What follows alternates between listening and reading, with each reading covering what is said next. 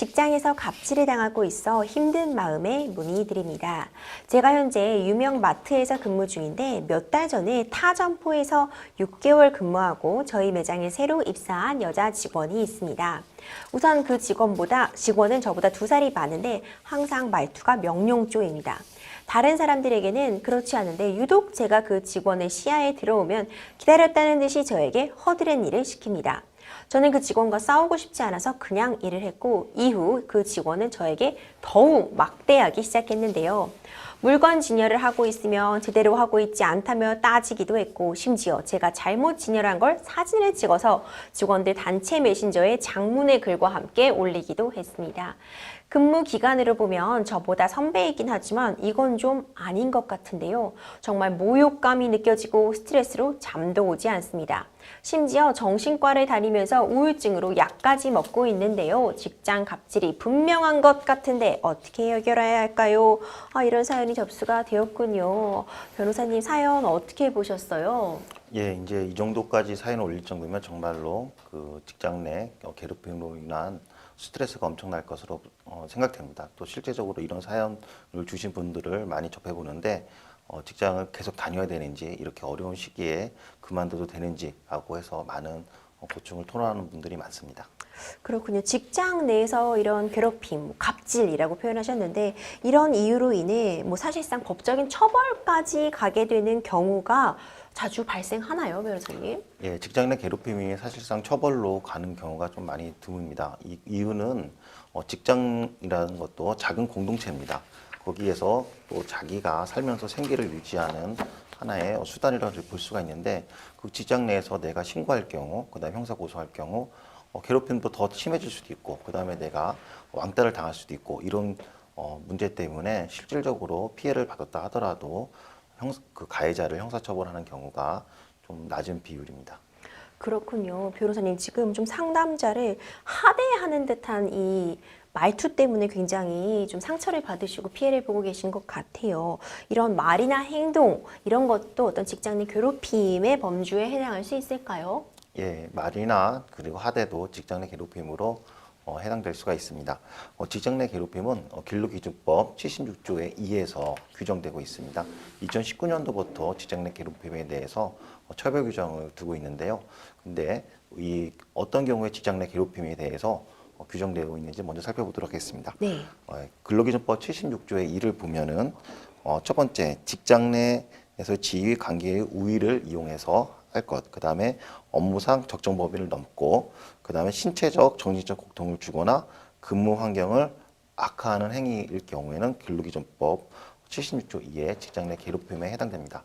지금 이제 화면에 보시면 직장 내 괴롭힘에 대한 유형이 나와 있습니다.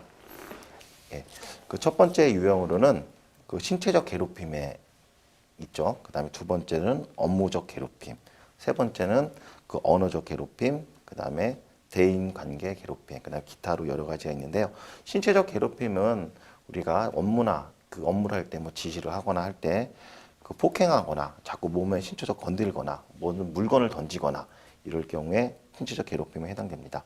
그다음 업무적 괴롭힘은 허드렛 일을 시키거나 그다음에 그 회사 업무가 아닌 개인적인 사적인 용무를 시키거나 이럴 경우에 업무적 괴롭힘에 해당됩니다. 그리고 언어적 괴롭힘은 우리가 직접적인 대면에서 모욕적인 발언이나 명예훼손적 발언을 할 경우에 그 언어적 괴롭힘에 해당되는데요. 이것뿐만 아니라 온라인상으로도 단체 메시지 통해서도 언어적으로 괴롭힐 경우에 언어적 괴롭힘에 해당됩니다. 그 다음에 대인관계 괴롭힘인데 왕따 같은 경우가 대표적인 예라고 할 수가 있습니다. 그래서 이 사안 같은 경우에는 이제 보시면 허드렛 일을 좀 많이 시키고 그 다음에 단체 메시지를 통해서 여러 가지 그 근로자가 잘못한 거에 대해서 많이 올려놓고 했습니다.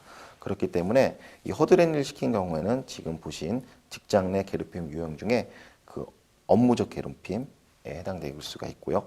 그 다음에 단체 메시지방에 글을 올리는 거는 그 언어적 괴롭힘에 해당될 수가 있습니다. 그래서 지금 상담하시는 분 같은 경우에는 직장 내 괴롭힘에 해당되는 유형이라고 할 수가 있습니다. 그렇군요. 좀 굉장히 안타깝습니다. 여러 가지 유형 중에 이런 하대하는 말과 행동도 괴롭힘의 대상이 될 수 있다는 점 변호사님께서 잘 설명해 주셨고요. 그럼 법적 처벌은 어떻게 되는지도 좀 궁금하거든요. 예, 정확하게 직장 내 괴롭힘은 2019년 1월 15일 날 근로기준법에 의해서 처벌되고 있습니다.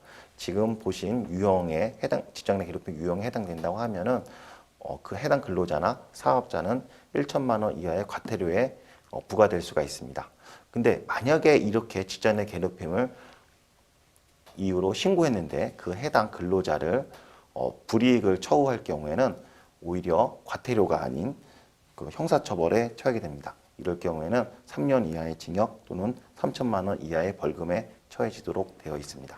변호사님, 지금 단체 메신저에서 상담자를 좀 공개적으로 망신을 준 그런 일도 있다고 하시는데 이런 경우 모욕죄, 명예훼손 이런 거 적용될 수 있을까요? 예, 모욕죄는 이제 사회적 평가를 저하시키는 표현이나 경멸적 감정을 표현하는 경우에 모욕죄가 해당될 수가 있습니다.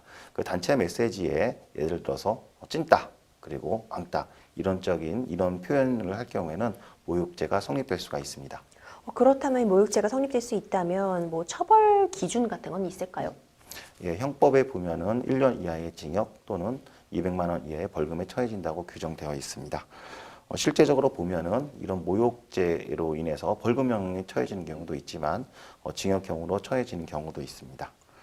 근데 단지 이제 모욕죄는 피해자가 고소를 반드시 해야 되는 범죄입니다. 그렇기 때문에 고소하지 않으면은 가해자를 처벌하지 못한다는 점을 유의하시기 바라겠습니다. 피해자의 고소가 필요하다는 점도 꼭 기억해 두셔야 될 것 같아요. 지금 상담자님께서는 이제 극심한 스트레스로 병원을 다니고 계시다고 해요. 이런 부분 좀 감안해서 위자료 청구해보는 것도 가능할까요?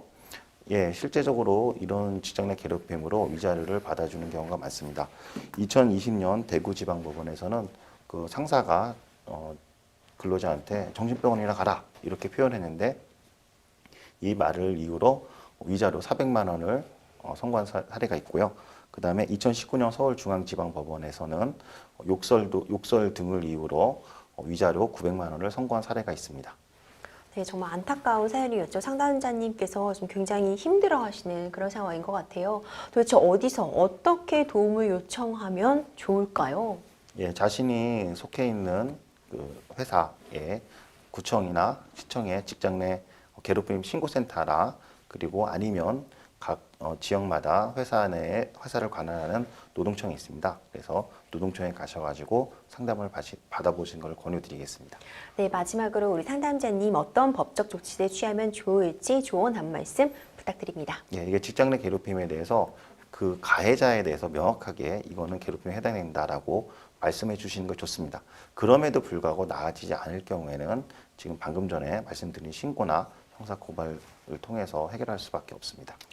네, 지금 변호사님이 여러 가지 조언 말씀해 주셨어요. 아무쪼록 법적 절차 제대로 밟으셔서 피해도 구제 받으시고 정신적인 그 충격에서부터도 벗어나시길 바라봅니다.